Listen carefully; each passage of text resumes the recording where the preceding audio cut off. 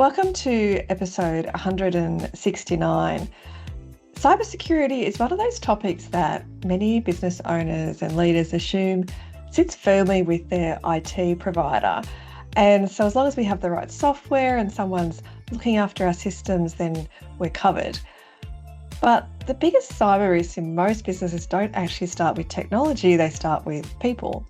Whether someone's clicking on a phishing email, working under pressure, simply just sharing a little too much information online, it is human behaviour that is often what cyber criminals are targeting. So in today's episode, I'm joined by Fraser Jack from the Cyber Collective, and Fraser works with professional service firms to build stronger cybersecurity cultures. And so we're talking about why cybersecurity is really a leadership issue and not just an IT issue. And we discuss the role that culture plays, the common mistakes that businesses make, and some practical things that you can do to reduce your risk in small and medium-sized businesses without having to be a technology expert. I hope you enjoy. Welcome, Fraser. Thank you for having me. Oh, it's great. And I'd love it if you could just give us your elevator pitch, couple of sentences about you. Oh, yeah, very quickly. So I run a cybersecurity business. I have done for the last 5 or 6 years. And we predominantly work with financial service professionals or professional firms in helping them create strong cyber cultures. So we're very much around the compliance and the people side of cybersecurity. Excellent. And yeah, we're going to talk a bit about that because sometimes people forget about how much the people side actually has an impact into this, which takes me really to my first question is, I don't know about you, but a lot of business owners that I speak to think of cybersecurity as an IT issue. What are your thoughts? Is it an IT issue? Uh, a little bit of yes and a little bit of absolutely not. It comes down to the concept of when we think about cyber incidents, around 95% of those incidents happen to be human related or the human making the mistake. And whilst we need really strong technology security in place, and there is quite a bit of that we go through with our clients and make sure that they do have that. So that's a yes.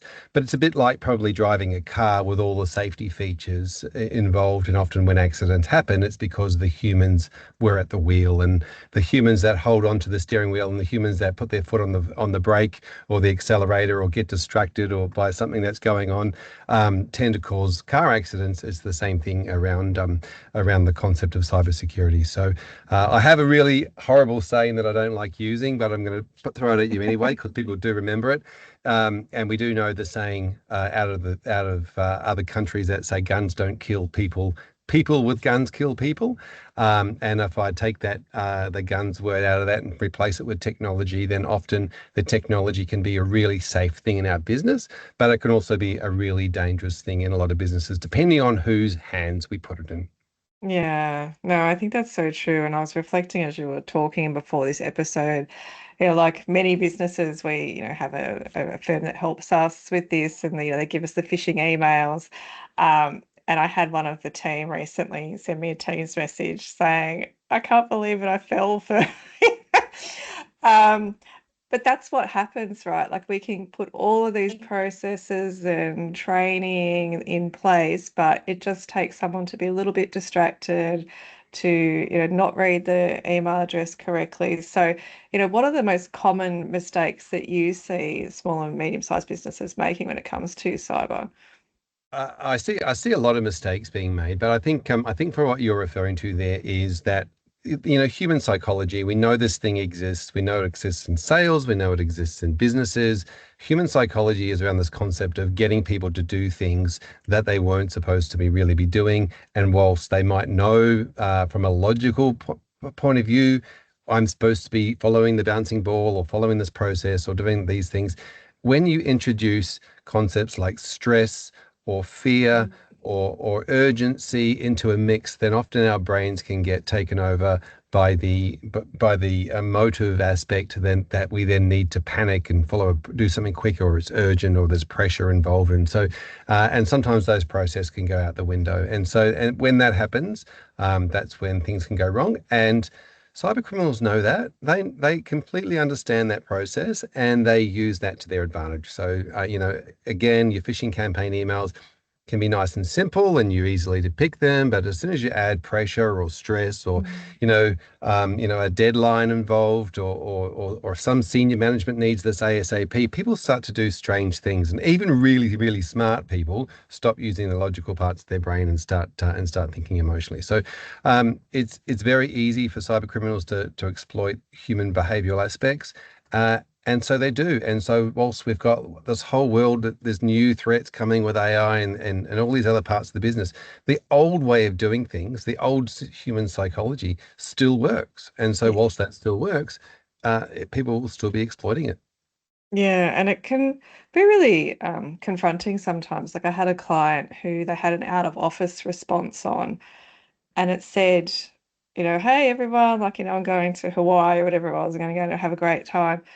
And then that got used to then, send an email to the finance person say, while I'm in Hawaii. And you kind of just think, oh, wow, like we can't say anything fun or personal because then it gets taken. So have you seen those types of things, particularly in growing businesses, like how that cyber risk starts to increase as people become a little bit less, I guess, cognizant of what they're putting out there? Yeah, absolutely. Generally, if you trace any incident or attack that's been personalized back to its grassroots, then you do find out there is some information that's been gathered, some reconnaissance, and that reconnaissance could be from an email reply saying I'm out of office, I'm traveling another place. If so, send my email or contact this Mm. person. Great, there's two pieces of information I can use to manipulate.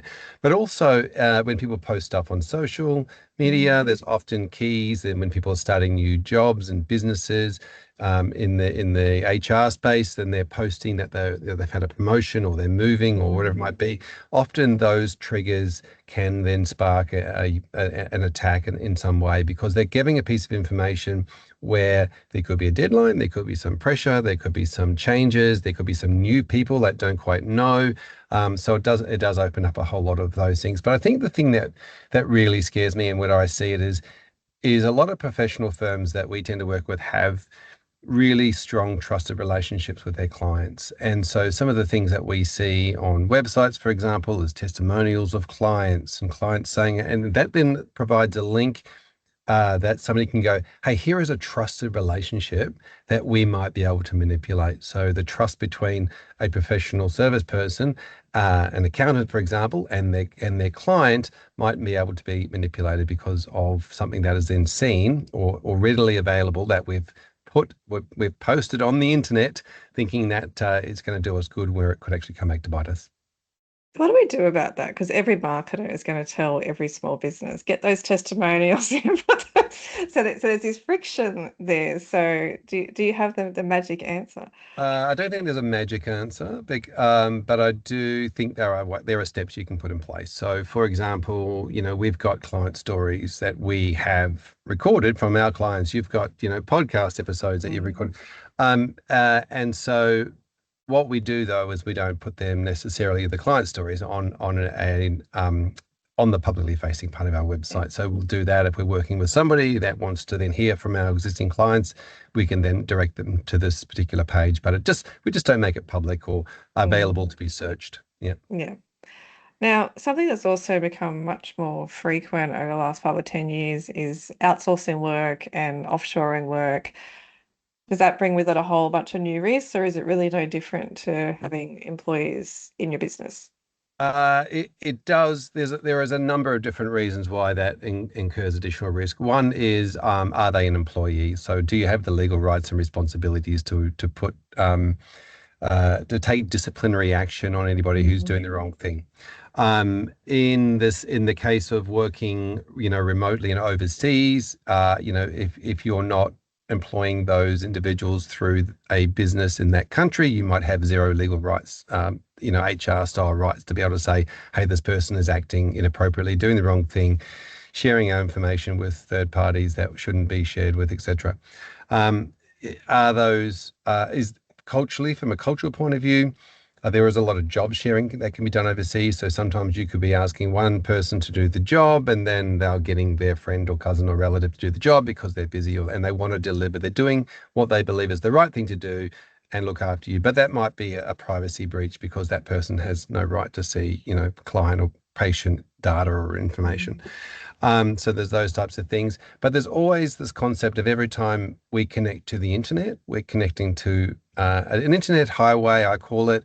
There could be people up and down that internet highway in a dangerous place. We connect in a way that is through a device, generally called a router or a modem. And that can be, people can get in between that connection. So when people are working from home, one of the first things we like to do is say, let's have a look, or at the device that's connecting you to the internet. Is there encryptions and firewalls and security on the router, or has the username and password been changed, or is it still admin and Telstra, because that was what it was when Telstra gave you the modem that you used at home. And so a lot of people use a free modem at home. And so sometimes we say to businesses, if you've got team members working from home, maybe you want to try and control that connection to the internet, control the device that you give them, the device that's locked down to just your work. It's connected through the connection that you provide them, rather than just allowing people to connect to the internet from anywhere on any device that they might have and then log into a work device. So there is a lot of things that can be done, and when we talk about the human aspect in that, a lot of that is around the leadership of the business, the directors making decisions to add some money to the budget and pay for that type of hardware to be set up. So there's lots of conversations around that, and that involves more than just the person working from home. It is a lot to do with the leadership of the business and what decisions they're going to put in place for team members that might be working from home, and that could generally includes some extra cost, and providing them a phone, providing them a device, providing them a connection, a router that you can put strong, or make sure it's got strong settings and security settings into. So yeah, there are a lot of things that can be done, and there is a lot of risk where people don't really taking into consideration, like you might do an OH&S assessment of your office, but you're not doing it in the home. So there's a lot of different things that can be done to do with security in that space. Yeah. Yeah. So there are any warning signs then that a business might be becoming vulnerable without realizing?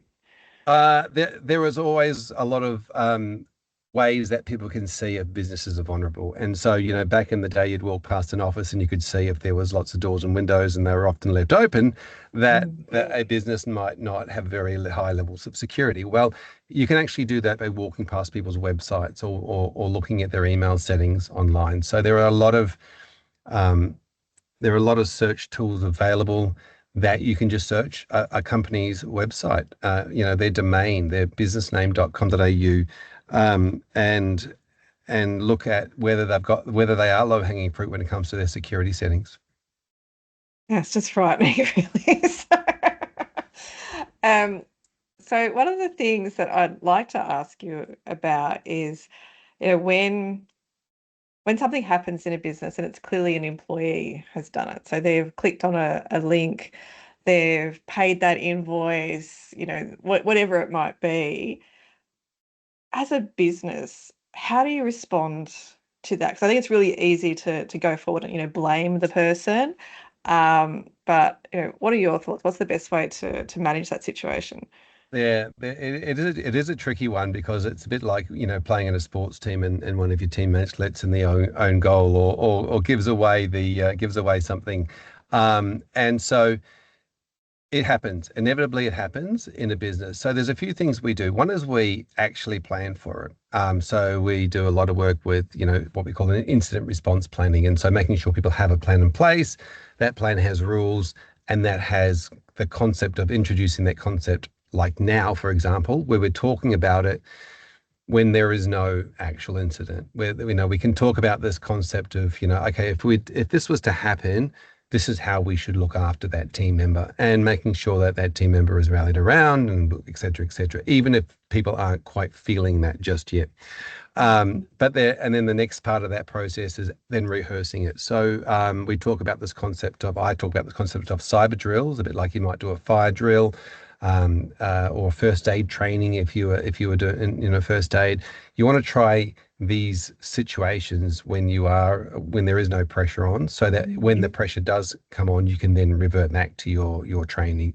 So I would say make sure you got an incident response plan. Make sure you address that in your incident response plan, and have a few team meetings where you do discuss, if this ever happened to our business, here is where you find the plan. Here is the first few steps in the plan that we need to follow. Here is how we call on the troops. Here is how we treat our team members. Here is how we communicate with the press when they call, etc., etc. So there are a few things that people need to understand what their roles are, because if you're not trained to do that, you can't be then expect all of your team members to react the way that you would expect them to react if they're not trained. And so just like keeping a register of when you've done your fire drills, you need to keep a register of the training you did around your cyber drills, and making sure that humans do that way. And then understanding, of course, that most people are doing everything they can to help or protect or serve, or all those types of things, where people are actually trying to do the right thing by your client, or trying to do the right thing in many situations, and then revert that back to how you might physically help somebody versus how you might help somebody in a digital space. So there are a lot of different concepts there, but I think it's really around the concept of understanding that this could well happen. It probably will happen. Most businesses will come across something at some point, and inevitably it'll be somebody's fault more than the other. And then we've got to make sure we treat people like human beings at that time. Yeah, and I like that idea of, practicing and making that up front, because that can help to do that in a non-emotional state versus an emotional state where you've just lost, $100,000 or whatever it might be. Yeah. I think it's easier to revisit neuro pathways than connect them in the first yeah. place. So, yeah. So if someone listening to this today wanted to reduce their cyber risk this month, do you have a best tip or one thing that they should be doing to start with? I think the best tip is to create time and budget for it. Often it's been left as one of those things that we just get our IT to do that, and do we know that? So there is a very big onus from the regulators on the directors taking core responsibility for this, and making sure that they understand what things are and aren't in place. They understand what the risks are and how they've mitigated against those risks. So I sort of start with the concept, instead of starting with a tool or should we just put a password manager in? Well, absolutely you should, but let's finish with that and start with the concept of understanding what the director obligations might be for the business. Then work our way into the concept of risk, and saying, let's do a risk assessment of all the things that could go wrong in our business. And when we do that with firms, we have about 70 odd different risks on that board. What are the strategies, the mitigation strategies we need to reduce that risk, that inherent risk we have just by opening the doors? How are we reducing that risk, and then what's the residual risk left over? So that risk assessment process is really important in cyber, as it is in most other risks to the business. And then off the back of that, that'll give you a list of all the things that you should be doing in a business to make sure that you've covered those risks. But then that concept of directors understanding is really important. It's around saying, okay, as a director of a business, I can't just say, oh, that's the responsibility of this person in my business. You need to know. And so that person might be doing the work, putting it in place, but you're the one, if you're the director, that needs to understand why that's important to your business, and how that affects your business, and what that thing does. And so, getting your head around those concepts and learning a few new terms that might be technical terms that your IT person has spoken about before. But really getting your head around it. So that takes time, effort, and a little bit of money to spend often, because generally the more you get into the cyber world, you realize you need to spend a bit more money. I'm sorry to be the bearer of bad news in that situation, but things are only getting stronger and stronger as we get into this new world of frontier AI, and the regulators have put out warnings in recent months around that, and they'll continue to put out more warnings in that space, because that's becoming more and more serious. Yeah, and I think sometimes it's those little stories that people share, like the one that I did around that out of office response, that makes people realize it can be small things that make a big issue. And not that I want, to scare people and make this all fear-based, but it is important, right? Like, is there something that you've seen, maybe we've looked at the other way, that people have done really well that has helped them to prevent a cyber issue rather than the small thing that made a big one. Yeah, I think the biggest thing, the biggest saving grace in any incident is speed. And so, you got to think of it a bit like someone's just lit a small fire in your business, and the longer you let it go for, the bigger that fire gets, and the more fuel that's thrown on it. So speed is definitely of the essence, and getting onto things very, very quickly, taking systems down as quickly as possible, and then rebuilding. We call it calling in the troops, or setting up the war room, and so often that involves your insurance company, if you've got cyber liability insurance, because they respond, and they bring in the lawyers as well as the forensic IT people, and so you've got different people with different specialist jobs. Forensic IT, you've got your IT person, so you'll generally have two. You've got to make sure you've got your PR sorted very quickly. You've got to make sure you've got your communications out, because media will call in very quickly. You've got to make sure that you've got people doing, the right people in the right seats of the bus. So the quicker you can get that set up, the better. We have this fight, fright, or flight mechanism that kicks in very quickly. As soon as adrenaline kicks in and these things happen, people then tend to freeze, or they tend to want to fight back. How did this person get in? Let's get back to them. And they don't think of their clients or their patients, or the right thing to do at the time. So it is very much around speed, and if you think something happened, then it's about taking it seriously. Again, that comes back down to practicing and doing those cyber drills. Yeah, excellent. Look, I really enjoyed our conversation today, and my last question is what I like to ask everybody, which is, what is one thing that you wish that you knew earlier about running a business or leading a team? I think the one thing I wish I knew, I think I like to talk about this concept, the difference between leadership and management.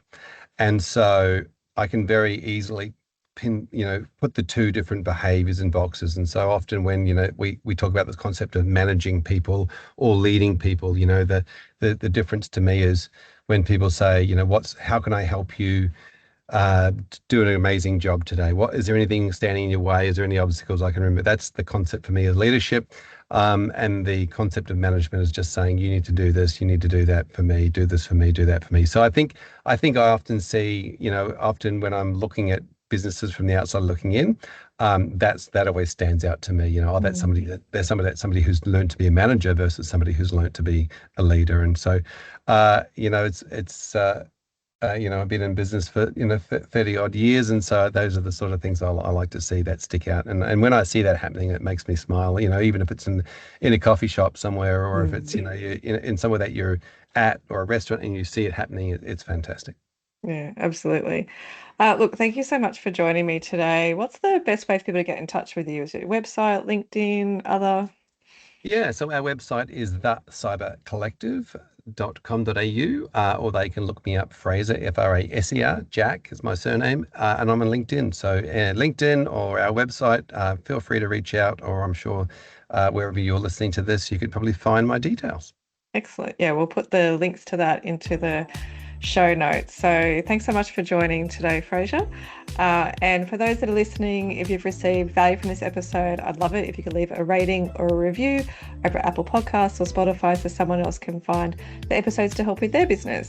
The episode's released on Mondays, so click subscribe and you'll be notified of when that's available. If you have any questions, comments, or ideas for future episodes, head on over to amplifyhr.com.au or connect with me on LinkedIn and we can start a conversation.